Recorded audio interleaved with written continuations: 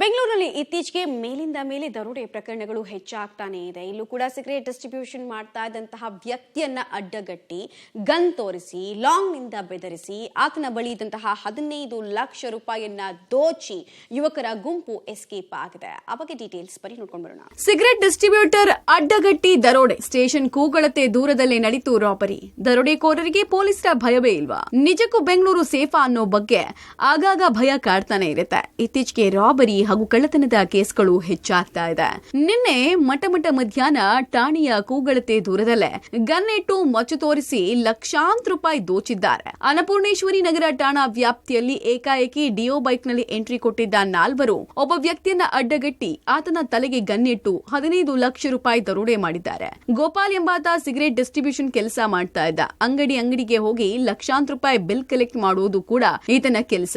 ನಿನ್ನೆ ತನ್ನ routine work ಅಂತ ಹಣ ಕಲೆಕ್ಟ್ ಮಾಡೋ ಕೆಲಸ ಮಾಡ್ತಾ ಇದ್ದ. ಮಧ್ಯಾಹ್ನದ ಹೊತ್ತಿಗೆ 15 ಲಕ್ಷ ಹಣವನ್ನ ಕಲೆಕ್ಟ್ ಮಾಡಿದ್ದ. ಹಾಗೇನೆ ಮಧ್ಯಾಹ್ನ 1:30 ಸುಮಾರಿಗೆ ಅನ್ನಪೂರ್ಣೇಶ್ವರಿ ನಗರ ಠಾಣೆಯ ಬಳಿ ಮಮತಾ ಸೂಪರ್ ಬಜಾರ್ ಪ್ರಾವಿಷನ್ ಸ್ಟೋರ್ಗೆ ಬಿಲ್ ಕಲೆಕ್ಟ್ ಮಾಡ್ಕೊಳ್ಳೋಕೆ ಬಂದಿದ್ದ. ಈ ವೇಳೆ ಮೊದಲೇ ಆತನನ್ನ ಫಾಲೋ ಮಾಡಿಕೊಂಡು ಬಂದಿದ್ದಂತಹ 4 ದುಷ್ಕರ್ಮಿಗಳು ಹೆಲ್ಮೆಟ್ ಹಾಕೊಂಡು ಕೈಯಲ್ಲಿ ಗನ್ನು ಲಾಂಗು ಮಚ್ಚು ಹಿಡ್ಕೊಂಡು ಗೋಪಾಲ್ ಮುಖಕ್ಕೆ ಸ್ಪ್ರೇ ಮಾಡಿ 15 ಲಕ್ಷ ರೂಪಾಯಿಯನ್ನ ಕಿತ್ಕೊಂಡು ಎಸ್ಕೇಪ್ ಆಗಿದ್ದಾರೆ.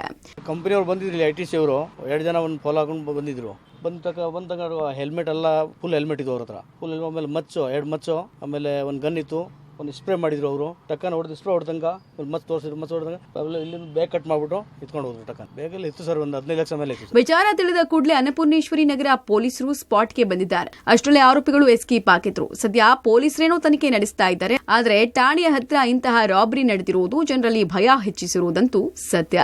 Narasimhamurthy, Gavi, Nagamangala, crime bureau, public TV, Bengaluru.